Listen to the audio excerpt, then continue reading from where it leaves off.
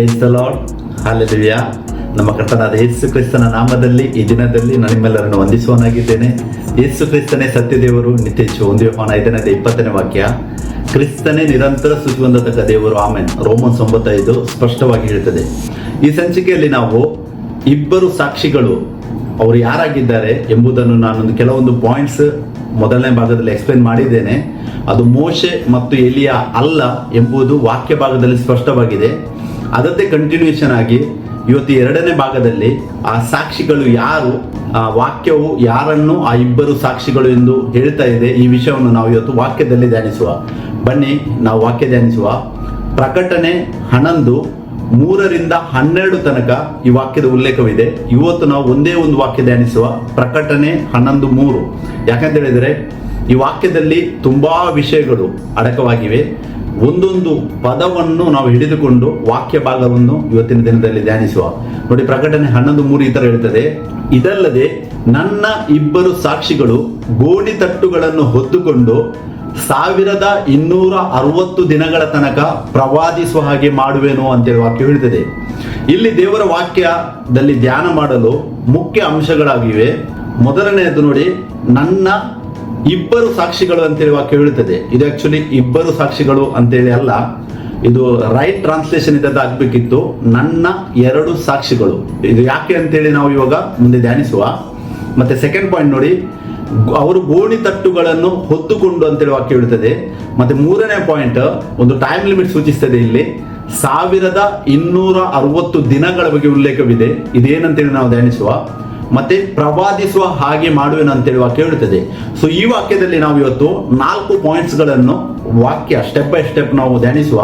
ಅದರಲ್ಲಿ ಮೊದಲನೇ ಪಾಯಿಂಟ್ ಆಗಿದೆ, ನನ್ನ ಇಬ್ಬರು ಸಾಕ್ಷಿಗಳು ಯಾರು. ನಾನು ಇದನ್ನು ಕಟ್ ಮಾಡಿದ್ದೇನೆ, ಇಲ್ಲಿ ಇಬ್ಬರು ಅಂತೇಳಿ ಅಲ್ಲ, ನನ್ನ 2 ಸಾಕ್ಷಿಗಳು ಯಾರು ಎನ್ನುವುದು ರೈಟ್ ಇದರದ್ದು ಕನ್ನಡ ಟ್ರಾನ್ಸ್ಲೇಷನ್ ಆಗಬೇಕು. ಅದನ್ನು ಕೂಡ ನಾವು ಧ್ಯಾನಿಸುವ. ಸೊ ಹೊಸ ಒಡಂಬಡಿಕೆಯಲ್ಲಿ ಯೇಸು ಕರ್ತನು ಯಾರನ್ನು ತನ್ನ ಸಾಕ್ಷಿಗಳೆಂದು ಕರೆದಿದ್ದಾರೆ, ಅಥವಾ ಯೇಸು ಕರ್ತನು ಯಾರಿಗೆ ಹೇಳಿದ್ದಾರೆ, ಈ ಲೋಕದಲ್ಲಿ ನೀವು ನನಗೆ ಸಾಕ್ಷಿ ಆಗಬೇಕು ಎಂಬುದನ್ನು ನಾವು ಧ್ಯಾನಿಸುವ. ನೋಡಿ, ಇಲ್ಲಿ ನನ್ನ ಇಬ್ಬರು ಅಂತ ಹೇಳಿದೆ. ಇಬ್ಬರು ಅಂತ ಹೇಳಿದ್ರೆ ಇಂಗ್ಲಿಷ್ ಅಲ್ಲಿ ವರ್ಡ್ ಇದೆ ಟೂ ಅಂತೇಳಿ. ಆ ಟೂಗೆ ನಾವು ಗ್ರೀಕ್ ಒರಿಜಿನಲ್ ಟೆಕ್ಸ್ಟ್ ತೆಗೆದ್ರೆ ಅದಕ್ಕೆ ಡೈಸಿನ್ ಅಥವಾ ಡ್ಯೂಸಿನ್ ಅಥವಾ ಡಿಯೋ ಅಂತೇಳಿ ಬರ್ತದೆ. ಗ್ರೀಕ್ ಒರಿಜಿನಲ್ ನಾನು ಇಲ್ಲಿ ಹಾಕಿದ್ದೇನೆ ನೋಡಿ ವಾಕ್ಯ. ಇಲ್ಲಿ 11:3 ಗ್ರೀಕ್ ವರ್ಡ್ ಏನಿದೆ ಅದಕ್ಕೆ ಟೂ, ಅದಕ್ಕೆ ಡ್ಯೂಸಿನ್ ಅಂತ ಹೇಳಿದೆ. ಡ್ಯೂಸಿನ್ ಅಂತ ಹೇಳಿದ್ರೆ 2 ಅಂತೇಳಿ ಅರ್ಥ. ನಾಟ್ 2 ಪರ್ಸನ್ಸ್, 2 ವ್ಯಕ್ತಿಗಳು ಅಂತೇಳಿ ಅಲ್ಲ. ಇಬ್ಬರು ಅಂತೇಳಿ ಏನು ಇಲ್ಲಿ ಕನ್ನಡದಲ್ಲಿ ಟ್ರಾನ್ಸ್ಲೇಷನ್ ಆಗಿದೆ. ಇಬ್ಬರು ಅಂತ ಹೇಳುವಾಗ 2 ವ್ಯಕ್ತಿತ್ವವನ್ನು ತೋರಿಸುವಂತದ್ದಾಗಿದೆ. ಅಂದ್ರೆ ಇಬ್ಬರು ಪರ್ಸನ್ಸ್ ಅಥವಾ 2 ವ್ಯಕ್ತಿಗಳು ಅಂತೇಳಿ ಆಗ್ತದೆ. ಇಂಗ್ಲಿಷ್ ಇದ್ದು 2 ಅಂತೇಳಿ ನಾವು ತಗೊಳ್ಳುವಾಗ ಅದು 2 ಅಂತ ಹೇಳಿದ್ರೆ ಆಬ್ಜೆಕ್ಟ್ ಅನ್ನು ಸೂಚಿಸಬಹುದು ಅಥವಾ ಗ್ರೂಪ್ ಆಫ್ ಪೀಪಲ್ ಅನ್ನು ಸೂಚಿಸಬಹುದು, ಏನನ್ನು ಸೂಚಿಸಬಹುದು. ಯಾಕಂದ್ರೆ 2, ಬಟ್ ವಾಕ್ಯ ಏನ್ ಹೇಳ್ತದೆ ಅಲ್ಲಿ, ಮೈ 2 ವಿಟ್ನೆಸಸ್ ಅಂತ ಹೇಳಿದೆ. ಮೈ 2 ವಿಟ್ನೆಸಸ್ ಅಂತ ಹೇಳುವಾಗ ಗ್ರೀಕ್ ವರ್ಡ್ ಡೈಸಿನ್ ಅಂದ್ರೆ 2 ಅಂತ ಹೇಳುವಾಗ ಇದು ಇಬ್ಬರು ಅಲ್ಲ, ಇದು 2 ಅಂತೇಳಿ ಅರ್ಥವನ್ನು ಕೊಡುವಂತದ್ದಾಗಿದೆ. ಸೊ ಇಲ್ಲಿ ಮೊದಲನೇದು ನನ್ನ 2 ಸಾಕ್ಷಿಗಳು ಯಾರು ಎಂಬುದನ್ನು ನಾವು ಧ್ಯಾನಿಸುವ. ನೋಡಿ, ಅದದ್ದು ಗ್ರೀಕ್ ಇದ್ದು ಆ ವರ್ಡ್ಗೆ ವ್ಯಾಲ್ಯೂ ಏನಿದೆ, ಆ ನಂಬರಿಂಗ್ ಸಿಸ್ಟಮ್ಗೆ 2 ಅಂತ ಹೇಳಿದ್ರೆ ಅದಕ್ಕೆ 1417 G1417 ಅಂತ ಹೇಳಿದೆ. ಅದು G1417 ಅಂತ ಹೇಳಿದ್ರೆ ಡೈಸಿನ್ ಅಂತೇಳಿ ಬರ್ತದೆ. ಅದಕ್ಕೆ ಇಂಗ್ಲಿಷ್ ಟ್ರಾನ್ಸ್ಲೇಷನ್ ನಾವು ನೋಡುವಾಗ ಅದು 2 ಅಂತೇಳಿ ಬಂದಿದೆ. ಇನ್ನೊಂದು ನಾನು ಮುಂದೆ ಹಾಕಿದ್ದೇನೆ ನೋಡಿ, ಗ್ರೀಕ್ ಅಲ್ಲಿ ಅದೇ ಡಯೋ ಅಂತೇಳಿ ಹೇಳ್ತಾರೆ. ಡಯೋ ಅಂತ ಹೇಳಿದ್ರೆ 2 ಅಂತೇಳಿ ಅರ್ಥ. ಮತ್ತೆ ಗ್ರೀಕ್ ಅಲ್ಲಿ ಆಕ್ಚುಲಿ ಅಲ್ಲಿ ವರ್ಡ್ ಡಯೋ ಅಟೋಮಾ ಅಂತ ಹೇಳಿದ್ರೆ ಅದು 2 ಪೀಪಲ್ ಅಂತೇಳಿ ಆಗ್ತಾ ಇತ್ತು. ಯಾಕಂದ್ರೆ ವ್ಯಕ್ತಿತ್ವಕ್ಕೆ ಅಟೋಮಾ ಅಥವಾ ಪರ್ಸನ್, ಪೀಪಲ್ಗೆ ಅಟೋಮಾ ಎನ್ನುವಂಥದ್ದು ಗ್ರೀಕ್ ವರ್ಡ್ ಬರ್ತದೆ. ಬಟ್ ಅಲ್ಲಿ ರೆವಲ್ಯೂಷನ್ 11:3 ಅಲ್ಲಿ ಇಂಗ್ಲಿಷ್ ಅಲ್ಲಿ 2 ಡಯೋ ಅಟೋಮಾ ಅಥವಾ 2 ಪೀಪಲ್ ಅಂತೇಳಿ ಬರ್ದಿಲ್ಲ. ದೇವರ ವಾಕ್ಯ ಹೇಳ್ತದೆ ಮೈ 2 ವಿಟ್ನೆಸಸ್, ನನ್ನ ಇಬ್ಬರು ಸಾಕ್ಷಿಗಳು ಅಂತೇಳಿ ಕನ್ನಡ ಟ್ರಾನ್ಸ್ಲೇಷನ್. ಬಟ್ ಇದು ಆಕ್ಚುಲಿ ನನ್ನ 2 ಸಾಕ್ಷಿಗಳು ಅಂತೇಳಿ ಆಗ್ಬೇಕು. 2 ಅಂತೇಳಿ ಆಗ್ಬೇಕು, ಇಬ್ಬರು ಅಲ್ಲ. ಇಬ್ಬರು ಅಂತ ಹೇಳಿದ್ರೆ 2 ಪರ್ಸನ್ ಅನ್ನು ತೋರಿಸುವಂಥದ್ದು, 2 ವ್ಯಕ್ತಿಗಳನ್ನು ತೋರಿಸುವಂಥದ್ದಾಗಿದೆ. ಬಟ್ ರೈಟ್ ಟ್ರಾನ್ಸ್ಲೇಷನ್ ಆಗ್ಬೇಕಿತ್ತು ಅದರದ್ದು ಮೈ 2 ವಿಟ್ನೆಸಸ್ ಅಂದರೆ ನನ್ನ 2 ಸಾಕ್ಷಿಗಳು ಅಂತೇಳಿ ಆಗ್ಬೇಕಿತ್ತು ವಾಕ್ಯ. ಬಟ್ ನಾನು ರಾಂಗ್ ಅಂತೇಳಿ ಹೇಳುವುದಿಲ್ಲ, ವಾಕ್ಯ ಟ್ರಾನ್ಸ್ಲೇಟ್ ಆ ತರ ಆಗಿದೆ. ಬಟ್ ಇದನ್ನು ಒರಿಜಿನಲ್ ಗ್ರೀಕ್ ನಾನು ಟೆಕ್ಸ್ಟ್ ಅನ್ನು ಇಲ್ಲಿ ನಿಮಗೆ ತೋರಿಸ್ತಾ ಇದ್ದೇನೆ. ಡ್ಯೂಸಿನ್ ಅಂತ ಹೇಳಿದ್ರೆ ಅದು 2 ಅಂತೇಳಿ ಸೂಚಿಸುವಂತದ್ದಾಗಿದೆ. ಸೊ ದೇವರ ವಾಕ್ಯದಲ್ಲಿ ಮೊದಲು ಧ್ಯಾನಿಸೋಣ, ಬೈಬಲ್ ಪ್ರಕಾರ ಸಾಕ್ಷಿ ನೀಡಿದವರು ಯಾರು ಅಂತೇಳಿ ನಾವು ಧ್ಯಾನಿಸುವ. ನೋಡಿ, ಯೋಹಾನ 15:27 ಅಲ್ಲಿ ಯೇಸು ಕ್ರಿಸ್ತರು ಹೇಳ್ತಾರೆ, ನೀವು ಮೊದಲಿನಿಂದ ನನ್ನ ಸಂಗಡ ಇದ್ದ ಕಾರಣ ನೀವು ಸಾಕ್ಷಿಗಳಾಗಿದ್ದೀರಿ. ಈ ವಾಕ್ಯ ನೀವು ಸಾಕ್ಷಿಗಳಾಗಿದ್ದೀರಿ ಅಂತೇಳಿ ಯೇಸು ಕ್ರಿಸ್ತರು ಇಲ್ಲಿ ಯಾರಿಗೆ ಹೇಳ್ತಾ ಇದ್ದಾರೆ? ತನ್ನ ಶಿಷ್ಯಂದ್ರಿಗೆ ಹೇಳ್ತಾ ಇದ್ದಾರೆ, ಅಂದ್ರೆ ತನ್ನ ಅಪೋಸ್ತಲರಿಗೆ ಹೇಳ್ತಾ ಇದ್ದಾರೆ. ಸೊ ಈ ವಾಕ್ಯದ ಪ್ರಕಾರ ನೋಡಿ, ಯೇಸು ಕ್ರಿಸ್ತ ಸ್ವತಃ ಹೇಳ್ತಾ ಇದ್ದಾರೆ, ಅಪೋಸ್ತಲರು ಶಿಷ್ಯಂದಿರಿಗೆ ಹೇಳ್ತಾರೆ, ನೀವು ನನ್ನ ಸಾಕ್ಷಿಗಳಾಗಿದ್ದೀರಿ. ಸೊ ಹಾಗಿದ್ರೆ ಇಲ್ಲಿ ಸಾಕ್ಷಿ ನೀಡುವವರು ಯಾರು? ಶಿಷ್ಯಂದಿರು ಅಂತೇಳಿ ಆಯ್ತು. ಇನ್ನೊಂದು ವಾಕ್ಯ ಧ್ಯಾನಿಸುವ, ಅಪೊಸ್ತಲರಿಗೆ 1:8 ನೋಡಿ, ಈ ತರ ಹೇಳ್ತಾರೆ, ಆದರೆ ಪವಿತ್ರಾತ್ಮ ನಿಮ್ಮ ಮೇಲೆ ಬರಲು ನೀವು ಬಲವನ್ನು ಹೊಂದಿ ಯೆರೂಸಲೇಮಿನಲ್ಲಿಯೂ ಎಲ್ಲ ಯೂದಾಯ ಸಮರಿಯ ಸೀಮೆಗಳಲ್ಲಿಯೂ ಭೂಲೋಕದ ಕಟ್ಟ ಕಡೆಯವರೆಗೆ ನನಗೆ ಸಾಕ್ಷಿಗಳಾಗಿರಬೇಕು ಅಂತೇಳಿ ಇಲ್ಲಿ ಯೇಸು ಕ್ರಿಸ್ತರು ತನ್ನ ಪುನರುತ್ಥಾನ ಆದ ಮೇಲೆ ಅವರಿಗೆ ಶಿಷ್ಯಂದರಿಗೆ ಅಂದ್ರೆ ಅಪೊಸ್ತಲರಿಗೆ ಪುನಃ ದರ್ಶನವನ್ನು ನೀಡಿ ಅವರು ಸಿಕ್ಕಿ ಅವರಿಗೆ ಈ ವಾಕ್ಯಗಳನ್ನು ಇಲ್ಲಿ ಹೇಳುವುದನ್ನು ನಮಗೆ ನೋಡಬಹುದು. ಇಲ್ಲಿ ವಾಕ್ಯ ಹೇಳ್ತದೆ, ಪವಿತ್ರಾತ್ಮ ನಿಮ್ಮ ಮೇಲೆ ಬರಲು ನೀವು ಬಲವನ್ನು ಹೊಂದಿ ಯೆರೂಸಲೇಮು ಯೂದಾಯ ಸಮಾರಿಯ ಎಲ್ಲಾ ಸೀಮೆಗಳಲ್ಲಿಯೂ ಭೂಲೋಕದ ಕಟ್ಟ ಕಡೆಯವರೆಗೆ ನನಗೆ ಸಾಕ್ಷಿಗಳಾಗಬೇಕಂತೇಳಿ. ಸೊ ಇಲ್ಲಿ ಯಾರು ಸಾಕ್ಷಿ ನೀಡುವಂತದ್ದು? ಈ ವಾಕ್ಯದಲ್ಲಿ ಕೂಡ ಯೇಸು ಹೇಳಿದ್ದಾರೆ, ತನ್ನ ಶಿಷ್ಯಂದರಿಗೆ ಅಪೊಸ್ತಲರಿಗೆ ಅವರು ಸಾಕ್ಷಿ ನೀಡುವರು ಅಂತೇಳಿ ಹೇಳಿದ್ದಾರೆ. ಮತ್ತೆ ಅಪೊಸ್ತಲರಿಗೆ 23:11 ಕೂಡ ವಾಕ್ಯ ನೋಡಿ, ಆ ದಿನದ ರಾತ್ರಿ ಕರ್ತನು ಪೌಲನ ಬಳಿಯಲ್ಲಿ ನಿಂತುಕೊಂಡು, ಧೈರ್ಯದಿಂದಿರು, ನೀನು ಯೆರೂಸಲೇಮಿನಲ್ಲಿ ನನ್ನ ಸಂಗತಿಯನ್ನೆಲ್ಲ ಸಾಕ್ಷಿಯಾಗಿ ಹೇಳಿದಂತೆಯೇ ರೋಮಾಪುರದಲ್ಲಿಯೂ ಸಾಕ್ಷಿ ಹೇಳಬೇಕಾಗುವುದು ಎಂದು ಅಂದನು. ಈ ವಾಕ್ಯದಲ್ಲಿ ನೋಡಿ, ಕರ್ತನು ಡೈರೆಕ್ಟ್ ಯೇಸು ಕ್ರಿಸ್ತರು ಪೌಲನ ಹತ್ತಿರ ನಿಂತುಕೊಂಡು ಅಂತೇಳಿ ವಾಕ್ಯ ಹೇಳ್ತದೆ. ಪೌಲನ ಬಳಿಯಲ್ಲಿ ನಿಂತುಕೊಂಡು ಆತನಿಗೆ ಅಲ್ಲಿ ಎನ್ಕರೇಜ್ ಮಾಡುವುದನ್ನು ನಮಗೆ ನೋಡಬಹುದು. ಅಲ್ಲಿ ವಾಕ್ಯ ಹೇಳ್ತದೆ, ಪೌಲನಿಗೆ ಹೇಳ್ತಾರೆ ದೇವರು, ಧೈರ್ಯದಿಂದಿರು, ನೀನು ಯೆರೂಸಲೇಮಿನಲ್ಲಿ ನನ್ನ ಸಂಗತಿಯನ್ನೆಲ್ಲ ಸಾಕ್ಷಿಯಾಗಿ ಹೇಳಿದಂತೆ. ಅಂದ್ರೆ ಯೆರೂಸಲೇಮಿನಲ್ಲಿ ಯಾವ ತರ ಪೌಲನು ದೇವರ ಸಾಕ್ಷಿಯನ್ನು ನೀಡಿದ್ದಾನೆ, ಯೇಸು ಕ್ರಿಸ್ತನ ಸಾಕ್ಷಿಯಾಗಿ ನೀಡಿದ್ದಾನೆ, ಅದೇ ತರ ರೋಮಾಪುರದಲ್ಲಿಯೂ ಕೂಡ ಸಾಕ್ಷಿ ಹೇಳಬೇಕಾಗುವುದು ಅಂತೇಳಿ ವಾಕ್ಯ ಹೇಳ್ತದೆ. ಅಂದರೆ ಇಲ್ಲಿ 2 ಕೆಟಗರಿಯಲ್ಲಿ ನೋಡಬಹುದು ನಾವು, ಒಂದು ಯೆರೂಸಲೇಮು ಮತ್ತೆ ರೋಮಾಪುರ. ಅಂದರೆ ಯೆರೂಸಲೇಮ್ ಅಂತ ಹೇಳಿದ್ರೆ ಇಸ್ರೇಲ್ ಜನಾಂಗ, ಮತ್ತು ರೋಮಾಪುರದಲ್ಲಿ ಅನ್ಯ ಜನರ ಬಗ್ಗೆ ಇದು ಉಲ್ಲೇಖವಾಗಿದೆ. ಸೊ ಇಲ್ಲಿ ಸಾಕ್ಷಿ ನೀಡುವುದು ಯಾರು? ಯೇಸು ಕ್ರಿಸ್ತರು ಹೇಳಿದ್ದಾರೆ ಅಪೊಸ್ತಲರಿಗೆ ಅಥವಾ ಶಿಷ್ಯಂದರಿಗೆ, ನೀವೇ ನನಗೆ ಸಾಕ್ಷಿಗಳಾಗಿದ್ದೀರಾ ಅಂತೇಳಿ. ಈ ಪಾಯಿಂಟ್ ನಾವು ಧ್ಯಾನಿಸಬೇಕು. ಯಾಕಂತ ಹೇಳಿದ್ರೆ 2 ಸಾಕ್ಷಿಗಳು ಅಂತ ಹೇಳುವಾಗ ಅಲ್ಲಿ ಒಬ್ಬ ಪರ್ಸನ್ ಅಥವಾ 2 ವ್ಯಕ್ತಿಗಳನ್ನು ಸೂಚಿಸ್ತಾ ಇಲ್ಲ ಬೈಬಲ್. ಈ ವಾಕ್ಯದ ಪ್ರಕಾರ ನಾವು ಧ್ಯಾನಿಸುವುದಾದ್ರೆ ಇದು ಯಾರನ್ನು ಸೂಚಿಸ್ತಾ ಇದೆ? ಶಿಷ್ಯಂದಿರು ಎಷ್ಟಿರಿದ್ದು? ಆ ಟೈಮಲ್ಲಿ ಮಿನಿಮಮ್ 12 ಇದ್ದರು. ದೇವರು ಅಪೊಸ್ತಲರನ್ನು ಆರಿಸುವಾಗ 12 ಜನ ಅಪೊಸ್ತಲರಿದ್ದರು. ಆದರೆ ಪವಿತ್ರಾತ್ಮ ಅವರ ಮೇಲೆ ಬರುವಾಗ ಅಲ್ಲಿ ಅವರು 120 ಮಂದಿ ಒಟ್ಟಾಗಿ ಕೂಡಿದ್ದಾರೆ ಅಂತೇಳಿ ಅಪೊಸ್ತಲರು 2:1 ವಾಕ್ಯ ಹೇಳ್ತದೆ. ಸೊ 120 ಮಂದಿಗೆ ದೇವರು ಇಲ್ಲಿ ಏನ್ ಹೇಳ್ತಾರೆ? ನನಗೆ ಸಾಕ್ಷಿಗಳಾಗಬೇಕಂತೇಳಿ ಒಬ್ಬಾತನನ್ನು ವಾಕ್ಯ ಸೂಚಿಸ್ತಾ ಇಲ್ಲ. ಈ ಪಾಯಿಂಟ್ ಅನ್ನು ಸರಿಯಾಗಿ ನಾವು ಧ್ಯಾನಿಸಬೇಕು. ಅಲ್ಲಿ ಒಂದು ಗ್ರೂಪ್ ಆಫ್ ಪೀಪಲ್ ಅನ್ನು, ಅಂದರೆ ಯೇಸುವಿನ ಶಿಷ್ಯಂದಿರನ್ನು ಅಥವಾ ಅಪೊಸ್ತಲರನ್ನು ವಾಕ್ಯ ಸೂಚಿಸ್ತಾ ಇದೆ, ನೀವು ನನಗೆ ಸಾಕ್ಷಿಗಳಾಗಬೇಕಂತೇಳಿ ಯೇಸು ಸ್ವತಃ ಹೇಳಿದ ವಾಕ್ಯಗಳಿದು. ಸೊ ಈ ಮೇಲಿನ ದೇವರ ವಾಕ್ಯಗಳಲ್ಲಿ ಯೇಸು ಕರ್ತನು ತನ್ನ 12 ಮಂದಿ ಶಿಷ್ಯಂದಿರನ್ನ ತನ್ನ ಸಾಕ್ಷಿಗಳೆಂದು ಕರೆದಿದ್ದನ್ನು ನಾವು ಧ್ಯಾನಿಸಿದೆವು. ಇನ್ನೂ ಸ್ವಲ್ಪ ವಾಕ್ಯಗಳನ್ನು ಕರ್ತನಾದ ಯೇಸುವಿಗೆ ನಾವೆಲ್ಲರೂ ಸಾಕ್ಷಿಗಳಾಗಿದ್ದೇವೆ ಎಂದು ಅಪೊಸ್ತಲರು ಹೇಳಿದ್ದನ್ನು ಕೂಡ ನಾವು ವಾಕ್ಯದಲ್ಲಿ ಧ್ಯಾನಿಸುವ ಬನ್ನಿ. ಅಪೊಸ್ತಲಕೃತ್ಯ 2:37 ವಾಕ್ಯ ಈ ತರ ಹೇಳ್ತದೆ, ಈ ಯೇಸುವನ್ನೇ ದೇವರು ಎಬ್ಬಿಸಿದನು, ಇದಕ್ಕೆ ನಾವೆಲ್ಲರೂ ಸಾಕ್ಷಿಗಳಾಗಿದ್ದೇವೆ. ಇಲ್ಲಿ ನಾವು ಧ್ಯಾನಿಸಬಹುದು. ಇಲ್ಲಿ ವಾಕ್ಯದಲ್ಲಿ ಪೇತ್ರನು ಹೇಳ್ತಾನೆ, ಈ ಯೇಸುವನ್ನೇ ದೇವರು ಎಬ್ಬಿಸಿದನು, ಇದಕ್ಕೆಲ್ಲ ನಾವೆಲ್ಲರೂ ಸಾಕ್ಷಿಗಳಾಗಿದ್ದೇವೆ. ಅಲ್ಲಿ ಮೊದಲನೇ ವಾಕ್ಯಗಳೇ ನಾವು ಧ್ಯಾನಿಸಿದೆವು, ಯೇಸು ಕ್ರಿಸ್ತನು ಸಾಕ್ಷಿಗಳಾಗಬೇಕಂತ ಹೇಳಿದ್ದು. ಬಟ್ ಈ ವಾಕ್ಯದಲ್ಲಿ ಇಲ್ಲಿ ಪೇತ್ರನು ಹೇಳ್ತಾನೆ, ನಾವು ಎಲ್ಲರೂ ಕೂಡ ಯೇಸು ಕ್ರಿಸ್ತನಿಗೆ ಸಾಕ್ಷಿಗಳಾಗಿದ್ದೇವೆ. ಸೊ ಸಾಕ್ಷಿಗಳು ಯಾರು ಎಂಬುದನ್ನು ನೀವು ಸರಿಯಾಗಿ ಧ್ಯಾನಿಸಿ. ಇದು ನಾವೆಲ್ಲರೂ ಅಂತ ಹೇಳುವಾಗ ಇಲ್ಲಿ ಕೂಡ ಆತನು ಒಬ್ಬನನ್ನು ಸೂಚಿಸುವುದಿಲ್ಲ ಪೇತ್ರ. ಅಲ್ಲಿ ಗ್ರೂಪ್ ಆಫ್ ಪೀಪಲ್ ಅವರನ್ನೆಲ್ಲರನ್ನು ಆತನು ಹೇಳ್ತಾ ಇದ್ದಾನೆ, ನಾವೆಲ್ಲರೂ ಸಾಕ್ಷಿಗಳಂತೇಳಿ. ಅಪೊಸ್ತಲಕೃತ್ಯ 3:15 ಕೂಡ ನೋಡಿ, ಆದರೆ ದೇವರು ಆತನನ್ನು ಸತ್ತವರೊಳಗಿಂದ ಎಬ್ಬಿಸಿದನು, ಈ ವಿಷಯದಲ್ಲಿ ನಾವೇ ಸಾಕ್ಷಿಗಳು. ಇಲ್ಲಿ ಕೂಡ ನೋಡಿ, ನಾವು ಅಂತೇಳಿದ್ರೆ ಒಬ್ಬಕ್ಕಿಂತ ಹೆಚ್ಚು ನಾವು ಸಾಕ್ಷಿಗಳಾಗಿದ್ದೇವೆ ಅಂತೇಳಿ ಅಪೊಸ್ತಲಕೃತ್ಯ 3:15 ಕೂಡ ಇಲ್ಲಿ ಪೇತ್ರನು ಹೇಳ್ತಾ ಇದ್ದಾನೆ, ನಾವು ಸಾಕ್ಷಿಗಳಾಗಿದ್ದೇವೆ ಅಂತೇಳಿ. ನಾವೇ ಸಾಕ್ಷಿಗಳು. ಸರಿಯಾಗಿ ವಾಕ್ಯವನ್ನು ಧ್ಯಾನಿಸಿ. ಒಬ್ಬ ಮನುಷ್ಯ ಹೊಸ ಒಡಂಬಡಿಕೆಯಲ್ಲಿ ದೇವರನ್ನು ಸಾಕ್ಷಿ ನೀಡಲಿಕ್ಕೆ ಆಗುದಿಲ್ಲ. ಇಲ್ಲಿ ಗ್ರೂಪ್ ಆಫ್ ಪೀಪಲ್ ಆಗಿ ಅವರು ಹೇಳ್ತಾ ಇದ್ದಾರೆ, ನಾವು ಸಾಕ್ಷಿಗಳು ಅಂತೇಳಿ. ಮತ್ತೆ ಅಪೊಸ್ತಲಕೃತ್ಯಗಳು 5:32 ಕೂಡ ಧ್ಯಾನಿಸಿ ನೋಡಿ, ಈ ಕಾರ್ಯಗಳಿಗೆ ನಾವು ಸಾಕ್ಷಿ. ಇಲ್ಲಿ ಕೂಡ ನಾವು ಅಂತೇಳಿ ಹೇಳ್ತೇವೆ, ಅಂದ್ರೆ ಪ್ಲೂರಲ್, ಒಬ್ಬ ಅಲ್ಲ, ಪ್ಲೂರಲ್ ಗ್ರೂಪ್ ಆಗಿ ಅವರು ಹೇಳ್ತಾರೆ ನಾವು ಸಾಕ್ಷಿ ಅಂತ. ನಾನು ಸ್ವಲ್ಪ ಅದೇ ಪಾಯಿಂಟ್ ಅನ್ನು ತಗೊಂಡಿದ್ದೇನೆ, ಅಲ್ಲಿ ಜಾಸ್ತಿ ತಗೊಂಡಿಲ್ಲ, ಯಾಕಂದ್ರೆ ತುಂಬಾ ವಾಕ್ಯ ಲಾಂಗ್ ಆಗ್ತದೆ ಅದಕ್ಕೆ. ಮತ್ತೆ ಅಪೊಸ್ತಲಕೃತ್ಯ 10:39 ಕೂಡ ನೋಡಿ, ಆತನು ಯಹೂದ್ಯರ ಸೀಮೆಯಲ್ಲಿಯೂ ಯೆರೂಸಲೇಮಿನಲ್ಲಿಯೂ ಮಾಡಿದ ಎಲ್ಲಾ ಕಾರ್ಯಗಳಿಗೆ ನಾವು ಸಾಕ್ಷಿಗಳಾಗಿದ್ದೇವೆ. ಇಲ್ಲಿ ಕೊರ್ನೆಲ್ಯನಿಗೆ ಆತನ ಅನ್ಯ ಜಾತಿಯವ, ಆತನಿಗೆ ಇಲ್ಲಿ ಪೇತ್ರನಲ್ಲಿ ಏನ್ ಹೇಳ್ತಾನೆ, ಯಹೂದ್ಯರ ಸೀಮೆಯಲ್ಲಿ ಮತ್ತೆ ಯೆರೂಸಲೇಮಿನಲ್ಲಿ ಮಾಡಿದ ಎಲ್ಲಾ ಕಾರ್ಯಗಳಿಗೆ ನಾವು ಸಾಕ್ಷಿಗಳಾಗಿದ್ದೇವೆ ಅಂತ ಹೇಳ್ತಾನೆ. ಅಂದ್ರೆ ಟೆಸ್ಟ್ ಬೈ ಮಾಡ್ತಾ ಇದ್ದಾರೆ ಅಲ್ಲಿ. ಯೇಸು ಕ್ರಿಸ್ತನನ್ನು ಟೆಸ್ಟ್ ಬೈ ಮಾಡ್ತಾ ಇದ್ದಾನೆ ಪೇತ್ರನು. ಆತನು ಒಬ್ಬನಂತ ಹೇಳುವುದಿಲ್ಲ, ಪ್ಲೂರಲ್ ಆಗಿ ಮಾತಾಡ್ತಾನೆ. ಆತನು ನಾವು ಅಂತ ಹೇಳ್ತಾನೆ. ನಾವು ಅಂತ ಹೇಳಿದ್ರೆ ತುಂಬಾ ಜನರನ್ನು ಸೂಚಿಸ್ತಾ ಇದ್ದಾನೆ ಆತನು. ಸೊ ಅಪೊಸ್ತಲರ 22:15 ಕೂಡ ನೀನು ಕಂಡು ಕೇಳಿದ್ದರ ವಿಷಯದಲ್ಲಿ ಎಲ್ಲಾ ಮನುಷ್ಯರ ಮುಂದೆ ಆತನಿಗೆ ಸಾಕ್ಷಿಯಾಗಬೇಕು. ಪೌಲನಿಗೆ ಇಲ್ಲಿ ಹೇಳಿದ್ದು ವಾಕ್ಯ ಯಾರು? ಯೇಸು ಕ್ರಿಸ್ತರು ಇವಾಗ ಹೇಳಿಸಿದ್ದು. ಯಾಕಂದ್ರೆ ಅನನ್ಯನ ಮುಖಾಂತರವಾಗಿ ಆತನಿಗೆ ಸಾಕ್ಷಿ ಆಗಬೇಕಂತೇಳಿ. ಯಾರಿಗೆ? ಯೇಸು ಕ್ರಿಸ್ತನಿಗೆ ಸಾಕ್ಷಿ ಆಗಬೇಕಂತೇಳಿ ಅಪೊಸ್ತಲರ 22:15 ಮತ್ತೆ 2 ಪೇತ್ರ 1:16 ಕೂಡ ನೋಡಿ, ನಮ್ಮ ಕರ್ತನಾದ ಯೇಸು ಕ್ರಿಸ್ತನ ಶಕ್ತಿಯನ್ನು ಪ್ರತ್ಯಕ್ಷತೆಯನ್ನು ನಿಮಗೆ ತಿಳಿಯಪಡಿಸಿದ್ದರಲ್ಲಿ ಚಮತ್ಕಾರದಿಂದ ಕಲ್ಪಿಸಿದ ಕಥೆಗಳನ್ನು ನಾವು ಅನುಸರಿಸುವವರಾಗಿರಲಿಲ್ಲ, ಆತನ ಮಹತ್ತನ್ನು ಕಣ್ಣಾರೆ ಕಂಡವರಾಗಿಯೂ ತಿಳಿಯಪಡಿಸಿದೆವು. ಈ ಇನ್ಸಿಡೆಂಟ್ ಏನಿದೆ ಇಲ್ಲಿ ಪೇತ್ರನು ಕೋಟ್ ಮಾಡಿ ಹೇಳ್ತಾನೆ. ಇದು ಎಲ್ಲಿ ಆದ ಇನ್ಸಿಡೆಂಟ್? ಅವರೊಂದು ಮತ್ತಾಯ 17ನೇ ಅಧ್ಯಾಯದಲ್ಲಿ ನೋಡಿದ ಆ ದರ್ಶನದಲ್ಲಿ ಅವರಲ್ಲಿ ಯೇಸು ಕ್ರಿಸ್ತನನ್ನು, ಮೋಶೆ ಮತ್ತು ಎಲಿಯನನ್ನು ಏನು ಅವರು ದರ್ಶನದಲ್ಲಿ ನೋಡಿದ್ರು ರೂಪಾಂತರ, ಅದನ್ನ ಇಲ್ಲಿ ಅವರು ಟೆಸ್ಟ್ ಬೈ ಮಾಡ್ತಾ ಇದ್ದಾರೆ. ಅಲ್ಲಿ ಆತನ ಹೇಳ್ತಾನೆ, ಆತನ ಮಹತ್ತನ್ನು ಕಣ್ಣಾರೆ ಕಂಡವರಾಗಿ ತಿಳಿಯಪಡಿಸಿದೆವು. ಅಂದ್ರೆ ಇಂಗ್ಲಿಷ್ ಅಲ್ಲಿ ಇದಕ್ಕೆ ವಿಟ್ನೆಸ್ ಅಂತ ಹೇಳಿ ಕೊಟ್ಟಿದ್ದಾರೆ. ಸೊ ಅದಕ್ಕೆ ನಾನು ಇಲ್ಲಿ ತೋರಿಸ್ತಾ ಇದ್ದೇನೆ ವಾಕ್ಯವನ್ನು.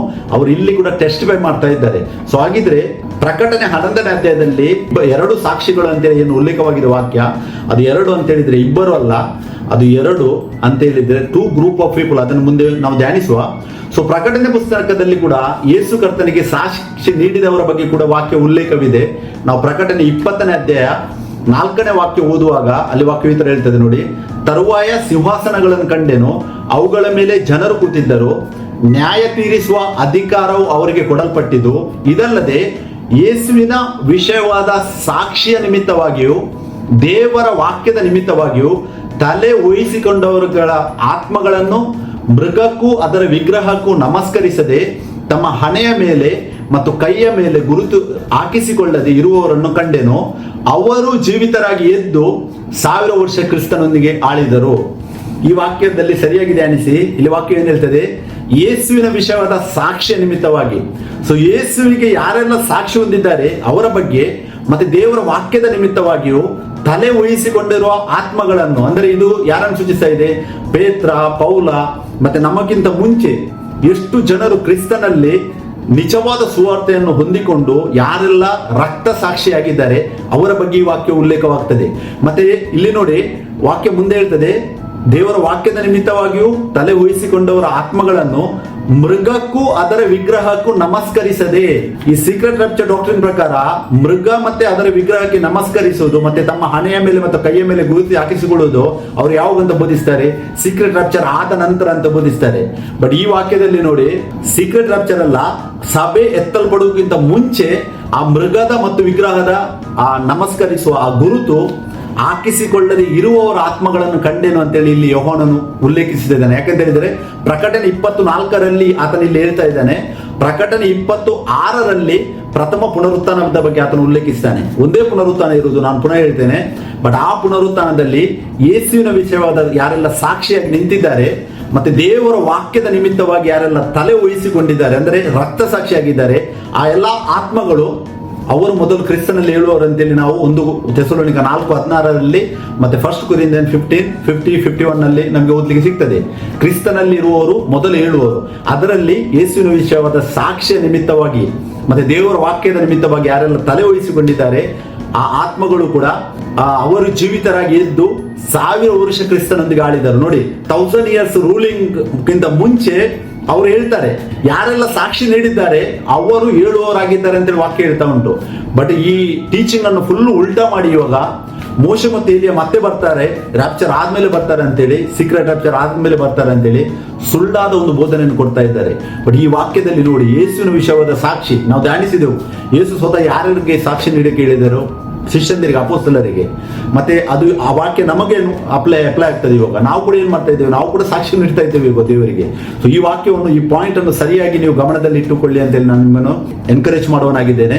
ಸೊ ಹಾಗಾದ್ರೆ ಆ ಎರಡು ಸಾಕ್ಷಿಗಳು ಅಂದ್ರೆ ಯಾರು ಎಂದು ನಿಮ್ಗೆ ನೀವು ಒಂದು ಪ್ರಶ್ನೆ ಕೇಳಬೇಕು. ಯಾಕೆ ಲೋಕವು ಅನೇಕ ಬೋಧಕರು ಅನೇಕ ರೀತಿಯಲ್ಲಿ ಬೋಧಿಸ್ತಾರೆ, ನಾನು ಕೂಡ ಹೇಳ್ತೇನೆ. ಬಟ್ ನಿಮಗೆ ನೀವೇ ದೇವರ ವಾಕ್ಯದಲ್ಲಿ ಒಂದು ಕ್ವಶನ್ ಕೇಳಿ, ಸಾಕ್ಷಿಗಳು ಯಾರು ಅಂತೇಳಿ ಕೇಳಿ. ನನಗೆ ದೇವರನ್ನು ಪ್ರಕಟಿಸಿದ್ದಾರೆ, ನಾನು ಇದರಲ್ಲಿ ವಾಕ್ಯದಲ್ಲಿ ಉಲ್ಲೇಖಿಸ್ತೇನೆ. ಆದ್ರೆ ವಿವೇಚಿಸುವಂತ ಒಂದು ಬುದ್ಧಿಯನ್ನು ಬೆರುವೆ ಸಭೆದವರು ಯಾವ ತರ ಅಪೊಸ್ತಲತೆ 17:11 ಅವರು ಆ ಅಪೊಸ್ತಲರು ಯಾವ ಸುವಾರ್ತೆಯನ್ನು ಸಾರ್ತಾ ಇದ್ರು, ಆವಾಗ ಅವರು ಶಾಸ್ತ್ರ ಗ್ರಂಥಗಳನ್ನು ಪರಿಶೀಲಿಸಿ ಅವರು ಬೇಕಾದದ್ದನ್ನು ಇವರು ಹೇಳುದು ಸರಿಯಾಗಿದೆಯಾ ಇಲ್ವಾ ಅಂತೇಳಿ ವಿವೇಚಿಸಿ ಅವರು ತೆಗೆದುಕೊಳ್ತಾ ಇದ್ರು. ಅಂತ ಆತ್ಮ ನಮ್ಮಲ್ಲಿ ಇರಬೇಕು. ಯಾರೋ ಒಂದು ಹೇಳಿದ್ರು ಅಂತೇಳಿ ನಂಬೋದಲ್ಲ. ನಾನು ಇವಾಗ ಏನಿಲ್ಲ ಎಕ್ಸ್ಪ್ಲೈನ್ ಮಾಡ್ತಾ ಇದ್ದೇನೆ, ಅದು ಕರೆಕ್ಟ್ ಆಗಿ ಇದೆಯಾ ದೇವರ ವಾಕ್ಯದಲ್ಲಿ ಇಲ್ಲವ ಎಂಬುದನ್ನು ನೀವು ವಿವೇಚಿಸಿ ತಿಳಿದುಕೊಳ್ಳಿ ಅಂತೇಳಿ ನಾನು ನಿಮ್ಮನ್ನು ಎನ್ಕರೇಜ್ ಮಾಡ್ತೇನೆ.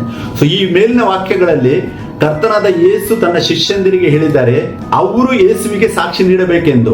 ಅಪೊಸ್ತಲರು ಕೂಡ ವಾಕ್ಯದಲ್ಲಿ ಸಾಕ್ಷಿ ನೀಡಿ ಹೇಳಿದ್ದಾರೆ, ನಾವು ಸಾಕ್ಷಿಯಾಗಿದ್ದೇವೆಂದು. ಅಂದ್ರೆ ಎರಡು ವಿಧದಲ್ಲಿ ಯೇಸು ಹೇಳಿದ್ದಾರೆ, ನೀವು ನನಗೆ ಸಾಕ್ಷಿಯಾಗಬೇಕು.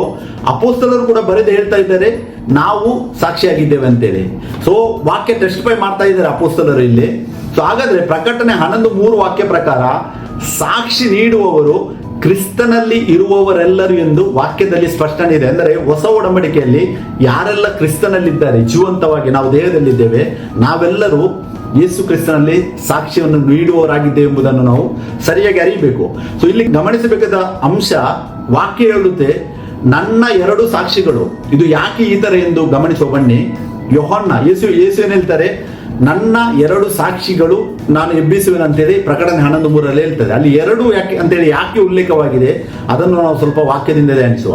ಯೋಹನ್ನ 10:16 ವಾಕ್ಯವು ಯೇಸು ಕ್ರಿಸ್ತರು ಹೇಳಿದ್ರು ನೋಡಿ, ಇದಲ್ಲದೆ ಈ ಹಟ್ಟಿಗೆ ಸೇರದಿರುವ ಇನ್ನೂ ಬೇರೆ ಕುರಿಗಳು ನನಗೆ ಅವೆ, ಅವುಗಳನ್ನು ನಾನು ತರಬೇಕು, ಅವು ನನ್ನ ಸ್ವರಕ್ಕೆ ಕಿವಿಗೊಡುವವು, ಆಗ ಒಂದೇ ಹಿಂಡು ಆಗುವುದು, ಒಬ್ಬನೇ ಕುರುಬನಿರುವನು.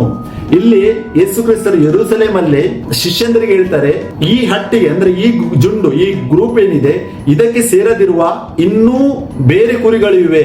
ಇಲ್ಲಿ ಯೇಸು ಕ್ರಿಸ್ತ ಯಾರ ಬಗ್ಗೆ ಮಾತಾಡಿದ್ದು? ಅನ್ಯ ಜನರ ಬಗ್ಗೆ ಅಂದ್ರೆ ನಮ್ಮ ಬಗ್ಗೆ ಮಾತಾಡ್ತಾ ಇದ್ದಾರೆ. ಸೊ ಅವುಗಳನ್ನು ನಾವು ತರಬೇಕಂತ ಹೇಳ್ತಾರೆ, ಅವು ನನ್ನ ಸ್ವರಕ್ಕೆ ಕಿವಿಗಳು, ಆಗ ಒಂದೇ ಹಿಂಡಾಗೋದು. ಎರಡು ಸಾಕ್ಷಿಗಳು ಒಟ್ಟಿಗೆ ಹೋಗಿ ಕೊನೆಗೆ ಕ್ರಿಸ್ತನಲ್ಲಿ ಒಂದೇ ಆಗುವರು ಅಂತೇಳಿ ಯೇಸು ಕ್ರಿಸ್ತರಲ್ಲಿ ಹೇಳ್ತಾ ಇದ್ದಾರೆ. ಒಂದೇ ಹಿಂಡಾಗೋದು, ಒಬ್ಬನೇ ಕುರುಬನಿರುವನು. ಅದೇ ಯಾರು? ಕರ್ತನಾದ ಯೇಸು ಕ್ರಿಸ್ತನ್ ನಮ್ಮ ಕುರುಬನು, ಆತನೇ ನಮ್ಮ ದೇವರು. ಸೊ 10:16 ಪ್ರಕಾರ ಯೇಸು ಕ್ರಿಸ್ತರು ಆಲ್ರೆಡಿ ನುಡಿದಿದ್ರು, ಅನ್ಯ ಜನರನ್ನು ಕೂಡ ನಾನು ಒಳಗಡೆ ತರಬೇಕು ಅಂತೇಳಿ. ಸೊ ಅಪೊಸ್ತಲತೆ 9:15 ವಾಕ್ಯ ಧ್ಯಾನಿಸುವುದಾದರೆ, ಕರ್ತನು ಅವನಿಗೆ, ನೀನು ಹೋಗು, ಆ ಮನುಷ್ಯನು ಅನ್ಯ ಜನರಿಗೂ ಅರಸುಗಳಿಗೂ ಇಸ್ರಾಯೇಲ್ಯರಿಗೂ ನನ್ನ ಹೆಸರನ್ನು ತಿಳಿಸುವುದಕ್ಕಾಗಿ ನಾನು ಆರಿಸಿಕೊಂಡ ಸಾಧನವಾಗಿದ್ದಾನೆ. ಅನನೀಯನು ದೇವರ ಹತ್ರ ಕ್ವಶನ್ ಮಾಡ್ತಾನೆ, ಈತನು ಎಲ್ಲರನ್ನು ಕೊಲ್ತಾ ಇದ್ದ, ನನಗೆ ಹೆದರಿಕೆ ಆಗ್ತದೆ ಅಂತ ಹೇಳುವಾಗ ದೇವರು ಹೇಳ್ತಾರೆ, ಆ ಮನುಷ್ಯನನ್ನು ಅಂದ್ರೆ ಪೌಲನನ್ನು ಅನ್ಯ ಜನರಿಗೆ ಮತ್ತೆ ಅರಸುಗಳಿಗೆ ಇಸ್ರಾಯೇಲ್ಯರಿಗೆ, ಎರಡು ಗ್ರೂಪ್ ಆಫ್ ಪೀಪಲ್ ನೋಡಬಹುದು ನಾವು, ಅನ್ಯ ಜನರು ಮತ್ತೆ ಇಸ್ರಾಯೇಲ್ಯರು, ನನ್ನ ಹೆಸರನ್ನು ತಿಳಿಸುವುದಕ್ಕಾಗಿ ನಾನು ಆರಿಸಿಕೊಂಡ ಸಾಧನವಾಗಿದ್ದಾನೆ ಅಂತ ಹೇಳಿ ದೇವರು ಪೌಲನ ಬಗ್ಗೆ ಉಲ್ಲೇಖಿಸ್ತಾರೆ. ಇಲ್ಲಿ ಎರಡು ಗ್ರೂಪ್ ಬಗ್ಗೆ ನೋಡಬಹುದು, ಅನ್ಯ ಜನರು ಮತ್ತೆ ಇಸ್ರಾಯೇಲ್ಯರು, 2 ಗ್ರೂಪ್ಸ್ ಆಫ್ ಪೀಪಲ್ ಬಗ್ಗೆ ಇಲ್ಲಿ ಉಲ್ಲೇಖವಾಗಿದೆ. ಅರಸುಗಳು ಅಂತ ಹೇಳಿದ್ರೆ ಆ ಅನ್ಯ ಜನರಲ್ಲಿ ಕೂಡ ಅರಸರಿದ್ದಾರೆ, ಇಸ್ರಾಯೇಲ್ಯರು ಕೂಡ ಅರಸರಿದ್ದಾರೆ. ಬಟ್ ಇಲ್ಲಿ ಗ್ರೂಪ್ ಆಫ್ ಪೀಪಲ್ ನೋಡಿ ನೀವು, ಅನ್ಯ ಜನರು ಇಸ್ರಾಯೇಲರು, ಎರಡು ಗ್ರೂಪ್ಗಳಿಗೂ ಕೂಡ ನಾನು ಪೌಲನನ್ನು ಆರಿಸಿದ್ದೇನೆ ಅಂತೇಳಿ ದೇವರು ಅನನೀಯನಿಗೆ ಹೇಳ್ತಾ ಇದ್ದಾರೆ. ಇದು ಯಾಕೆ ಈ ತರ ಆಗಿದ್ದಂತೇಳಿ ನೀವು ಕೇಳುವುದಾದ್ರೆ, ಮತ್ತೆ 18:16 ನೋಡಿ ಯೇಸು ಕ್ರಿಸ್ತರು ಹೇಳ್ತಾರೆ, 2-3 ಸಾಕ್ಷಿಗಳ ಬಾಯಿಂದ ಪ್ರತಿಯೊಂದು ಮಾತು ಸ್ಥಾಪನೆ ಆಗಬೇಕು. ಅಂದ್ರೆ ಮಿನಿಮಮ್ 2 ಸಾಕ್ಷಿಗಳು ಬೇಕು.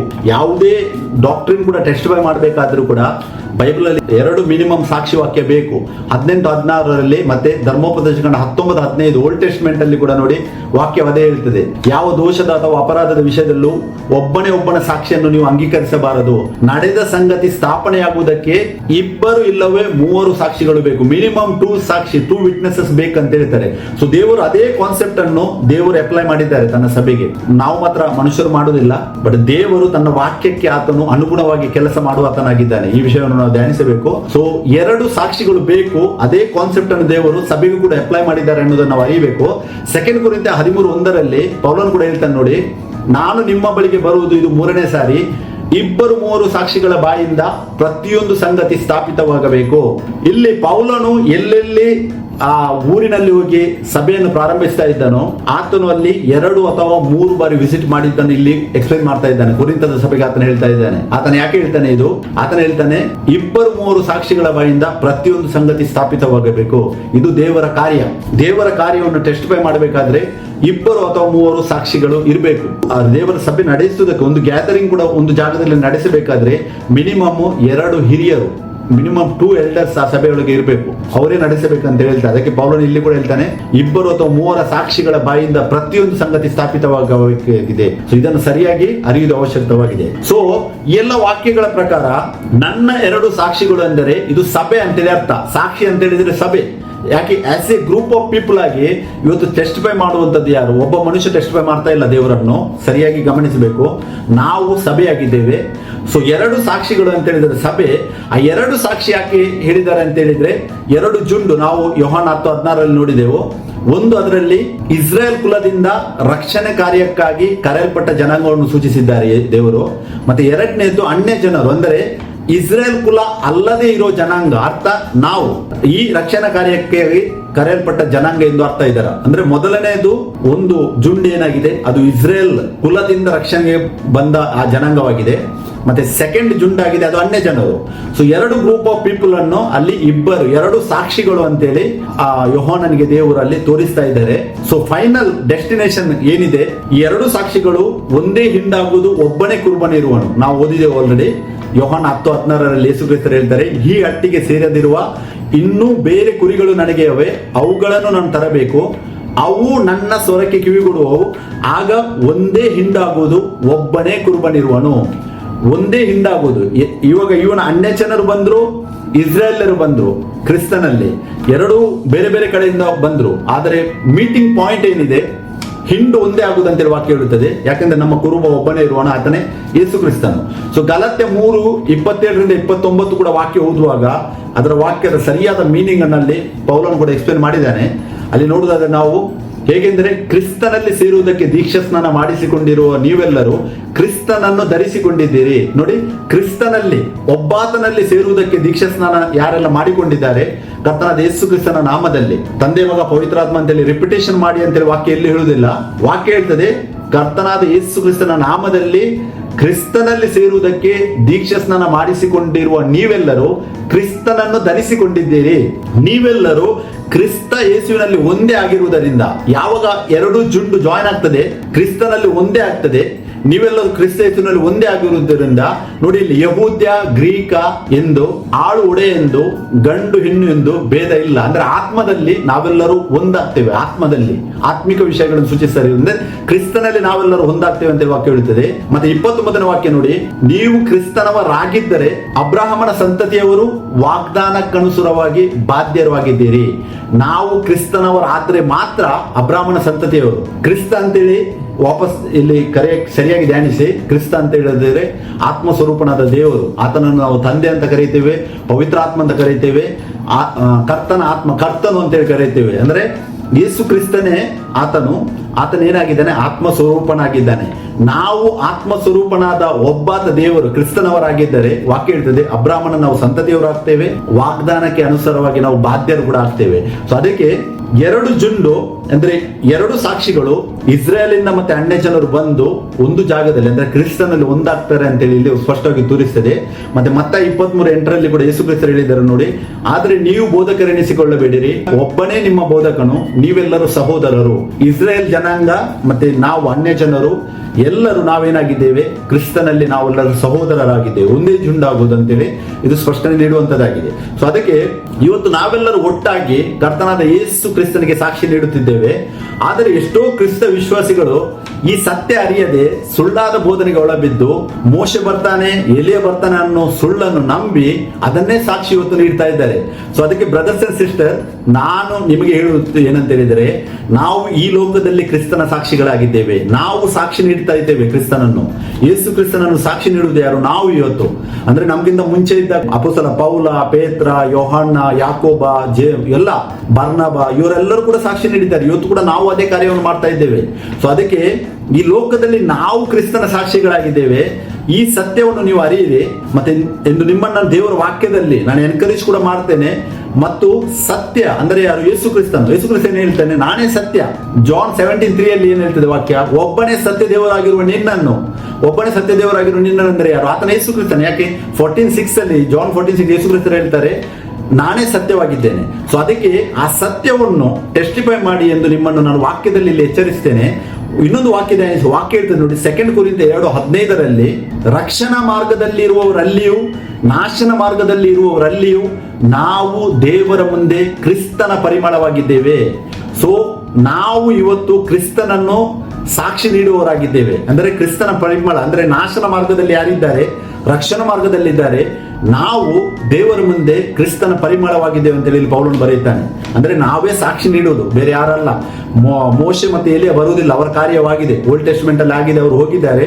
ಬಟ್ ಅಲ್ಲಿ ಏನು ವಾಕ್ಯಗಳು ಉಲ್ಲೇಖವಾಗಿವೆ ಅದು 1 by 1 ಆಗಿ ನಾವು ಧ್ಯಾನಿಸುವ. ಅದರ ಅರ್ಥ ಏನಂತೇಳಿ ಇಲ್ಲಿ ಕೂಡ ನಾವು ಇವಾಗ ಧ್ಯಾನಿಸಿದೆವು. ಸೊ ಆ ಇಬ್ಬರು ಸಾಕ್ಷಿಗಳು ಅಂತೇಳಿ ಯಾಕೆ ಹೇಳ್ತಾ ಇದೆ ಅಂತ ಹೇಳಿದ್ರೆ, ಇದು ದೇವರ ಮಿನಿಮಮ್ 2 witnesses ಟೆಸ್ಟಿಫೈ ಮಾಡುವಂಥದ್ದು. ಮತ್ತೆ ಇನ್ನೊಂದು, ರಕ್ಷಣೆ ಎಂಬುವಂಥದ್ದು ಇಸ್ರೇಲರಿಗೆ ಮಾತ್ರ ಅಲ್ಲ, ನಮಗೂ ಅನ್ಯ ಜನರಿಗೂ ಕೊಡಬೇಕಂತ ದೇವರ ಚಿತ್ತವಾಗಿತ್ತು. ಸೊ ಯೋಹನ 10:16 ಪ್ರಕಾರ ನಾವು ಹೊರಗಿದ್ದ ಹಿಂಡಾಗಿದ್ದೇವೆ, ಆದ್ರೂ ದೇವರು ನಮ್ಮನ್ನು ಕ್ರಿಸ್ತನಲ್ಲಿ ಒಂದಾಗಿ ಸೇರಿಸಿದ್ದಾನೆ. ಈ ಒಂದು ಸತ್ಯವನ್ನು ಸರಿಯಾಗಿ ಅರಿಯುವುದು ಅವಶ್ಯಕವಾಗಿದೆ. ಸೊ ನಾವು ಇವಾಗ ಫಸ್ಟ್ ಪಾಯಿಂಟ್ ಅಲ್ಲಿ ಧ್ಯಾನಿಸಿದೆವು, ನನ್ನ 2 ಸಾಕ್ಷಿಗಳು ಅಂತ ಹೇಳಿದರೆ ಅನ್ಯ ಜನರು ಮತ್ತೆ ಯಹೂದ್ಯರು ಅಂದ್ರೆ ಇಸ್ರೇಲ್ಯರನ್ನು ಸೂಚಿಸುವ ಸಭೆ ಅಂತೇಳಿ ಸ್ಪಷ್ಟವಾಗಿದೆ. ಗೋಣಿ ತಟ್ಟುಗಳನ್ನು ಹೊದ್ದುಕೊಂಡು ಅಂತೇಳಿ ವಾಕ್ಯ ಹೇಳ್ತದೆ. ಇದರ ಅರ್ಥವೇನೆಂದು ನಾವು ಧ್ಯಾನಿಸುವ. ನೋಡಿ, ನಮ್ಮನ್ನು ನಾವು ದೇವರ ವಾಕ್ಯಕ್ಕೆ ತಗ್ಗಿಸಿಕೊಳ್ಳುವುದು ಅಥವಾ ಪಶ್ಚಾತ್ತಾಪ ಪಡುವುದು ಅಂತೇಳಿ ಅರ್ಥ. ಅಂದ್ರೆ ನಮ್ಮನ್ನು ನಾವು ದೇವರ ವಾಕ್ಯಕ್ಕೆ ಸಮರ್ಪಿಸಿಕೊಡುವುದು. ಗೋಣಿ ತಟ್ಟುಗಳನ್ನು ಹೊದ್ದುಕೊಂಡು ಅಂತ ಹೇಳಿದ್ರೆ ನಾವು ದೇವರ ವಾಕ್ಯಕ್ಕೆ ನಮ್ಮನ್ನೇ ಸಬ್ಮಿಟ್ ಮಾಡುವುದು ಅಂತೇಳಿ ಸ್ಪಿರಿಚುವಲ್ ಮೀನಿಂಗ್ ಅನ್ನು, ಆಧ್ಯಾತ್ಮಿಕ ಮೀನಿಂಗ್ ಅನ್ನು ಕೊಡುವಂತದ್ದಾಗಿದೆ. ಹಳೆ ಒಡಂಬಡಿಕೆಯಲ್ಲಿ ನೋಡಿದರೆ ಇದೊಂದು ದೈಹಿಕವಾದ ಕ್ರಿಯೆಯಾಗಿತ್ತು.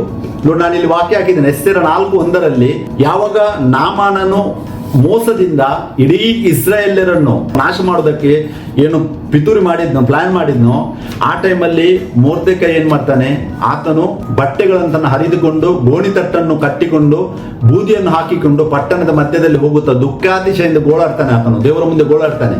ಸೊ ಗೋಣಿತಟ್ಟನ್ನು ಹೊಂದಿಕೊಂಡು ಅಂತ ಹೇಳಿದ್ರೆ ಓಲ್ಡ್ ಟೆಸ್ಟ್ಮೆಂಟ್ ಅಲ್ಲಿ ಇದೊಂದು ಅವರು ಕ್ರಿಯೆ ಮಾಡ್ತಾ ಇದ್ರು.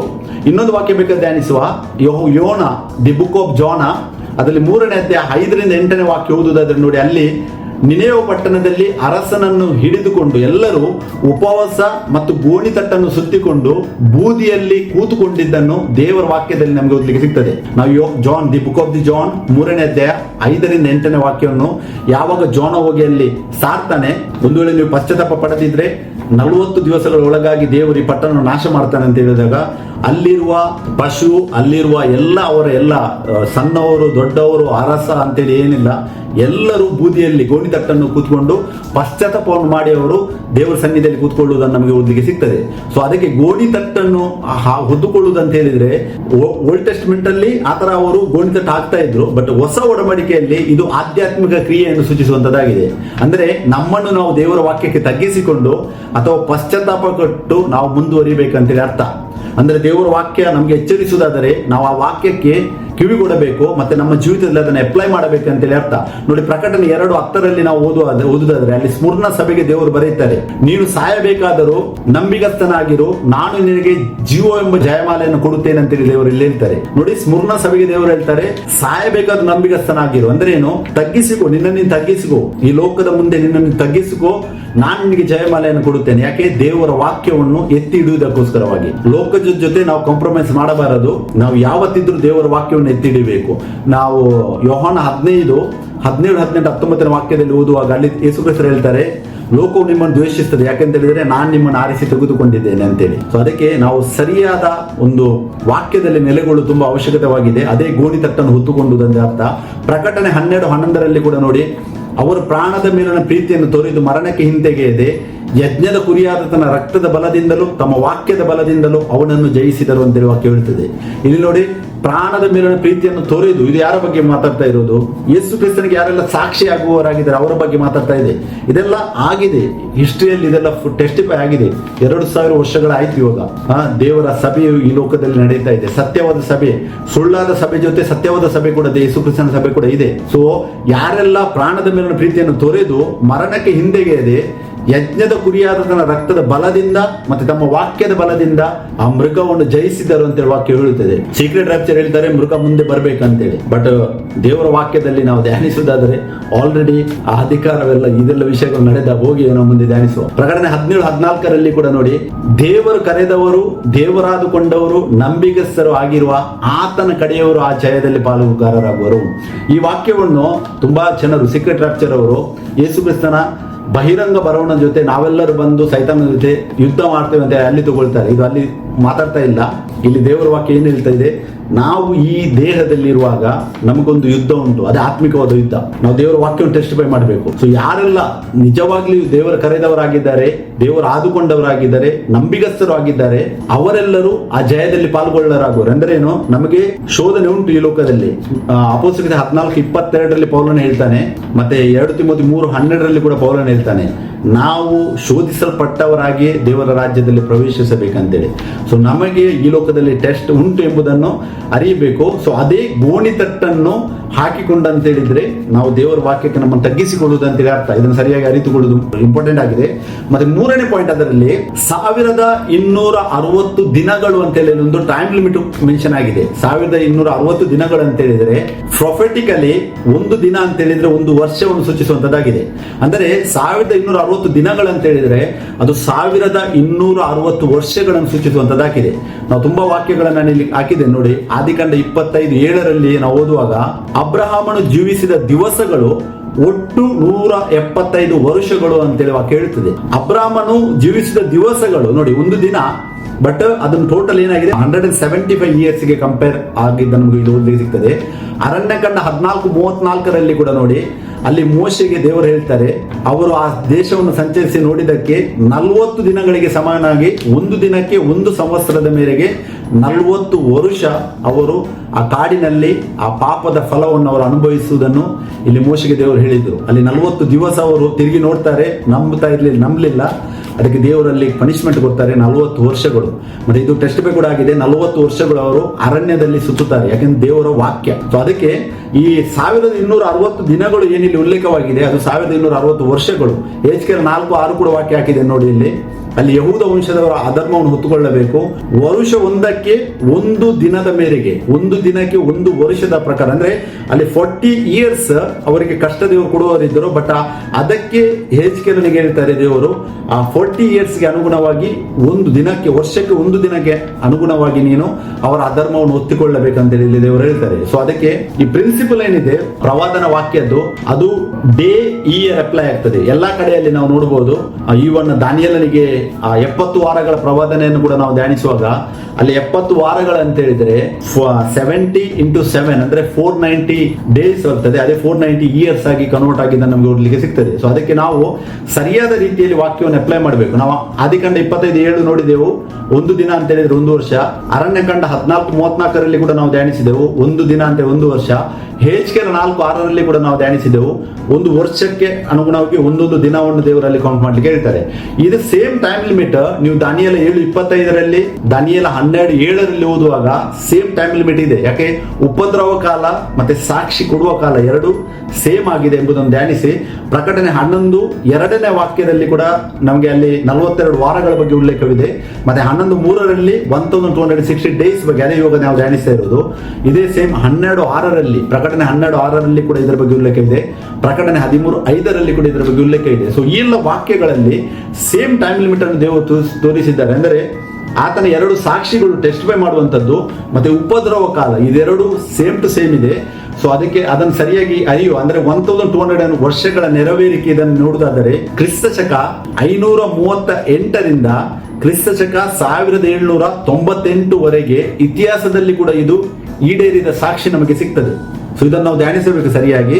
ಇದು ಫುಲ್ಫಿಲ್ಮೆಂಟ್ ಕೂಡ ಆಗಿದೆ. ಈ 1260 ಡೇಸ್ ಏನಿದೆ ಅದು ಮುಂದೆ ಬರುವಂತದ್ದಲ್ಲ, ಅದು ಆಲ್ರೆಡಿ ಫುಲ್ಫಿಲ್ಡ್ ಆಗಿದೆ. ಯಾಕಂತ ಹೇಳಿದ್ರೆ ಯೇಸುವಿನ ಸಾಕ್ಷಿಗಳು ಎಲ್ಲಿಂದ ರೈಸ್ ಆಗಿದ್ದಾರೆ, ಯಾವಾಗ ಅಪೊಸ್ತಲಕೃತ್ಯ 2:1 ಓದುವಾಗ ಪವಿತ್ರಾತ್ಮನ ಅವರ ಮೇಲೆ ಬಂದಿತ್ತು, ಅಲ್ಲಿಂದನೇ ಯೇಸುವಿನ ಸಾಕ್ಷಿಗಳು ರೈಸ್ ಆಗಿದ್ದಾರೆ.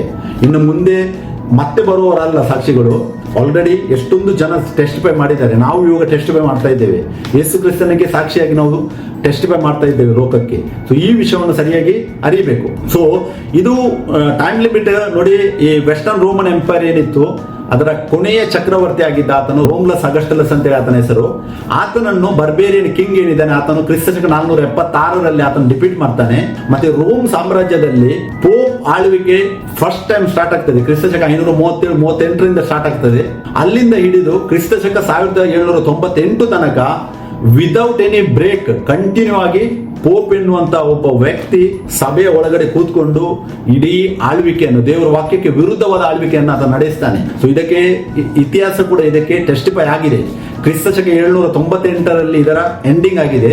ಆ ಟೈಮಲ್ಲಿ ಏನ್ ಮಾಡ್ತಾನೆ ಆತನು, ಈ ಫ್ರೆಂಚ್ ರೆವಲ್ಯೂಷನ್ ಟೈಮಲ್ಲಿ ನೆಪೋಲಿಯನ್ ಬೋನಪಾರ್ಟ್ ಏನಿದ್ದಾನೆ ಆತನು ಜರ್ಮನ್ ಪೋಪ್ ಇದ್ದ ಆ ಟೈಮಲ್ಲಿ Pius VI ಅಂತೇಳಿ ಆತನನ್ನು ಹಿಡಿದು ಜೈಲಲ್ಲಿ ಹಾಕ್ತಾನೆ. 18 ತಿಂಗಳ ಆತನ ಜೈಲಲ್ಲಿ ಇದ್ದು ಅಲ್ಲೇ ಸಾಯ್ತಾನೆ. ಸೊ ದೇವರು ಮಾಡಿದ ಕಾರ್ಯಕ್ಕೆ ಟೆಸ್ಟಿಫೈ ಇದು.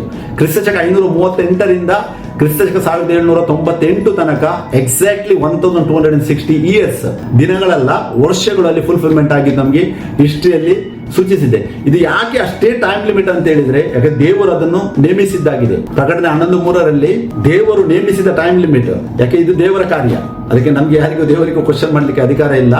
ದೇವರು ಏನು ಟೈಮ್ ಲಿಮಿಟ್ ಸೆಟ್ ಮಾಡಿದ್ದಾರೆ ಅದನ್ನು ದೇವರೇ ಅಲ್ಲಿ ಫುಲ್ಫಿಲ್ ಕೂಡ ಮಾಡಿದ್ದನ್ನು ನಮಗೆ ಇತಿಹಾಸದಲ್ಲಿ ನಮಗೆ ಓದಲಿಕ್ಕೆ ಸಿಗ್ತದೆ. ಸೊ ಹಾಗೆ ಈ 1260 ದಿನಗಳು ಏನಿವೆ ಅದು 1260 ವರ್ಷಗಳು ಎಂಬುದನ್ನು ಮನವರಿಕೆ ಮಾಡಿಕೊಳ್ಳಿರಿ ಅಂತೇಳಿ ನಿಮಗೆ ನಾನು ಇಲ್ಲಿ ಎನ್ಕರೇಜ್ ಮಾಡ್ತೇನೆ. ಮತ್ತೆ ಇದರಲ್ಲಿ 4ನೇ ಪಾಯಿಂಟ್ ನಾವು ನೋಡಿದೆವು, ಅಲ್ಲಿ ವಾಕ್ಯ ಹೇಳ್ತದೆ ಪ್ರವಾದಿಸುವ ಹಾಗೆ ಮಾಡುವೇನೋ.